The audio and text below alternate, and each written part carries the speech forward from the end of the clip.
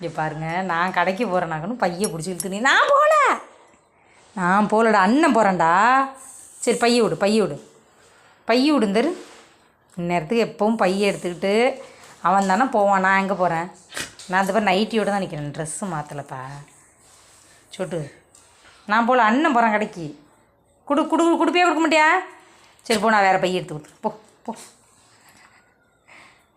போ பைய எடுத்துகிட்டு போ.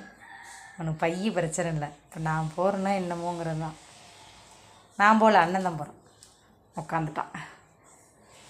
நைஸாக பைய எடுப்போமா?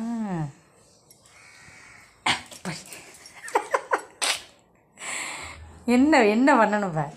என்ன பண்ண? இந்த பையிலனா வேறு பை இல்லையா? இந்த பையிலனா வேறு பை இல்லை. ம் ம்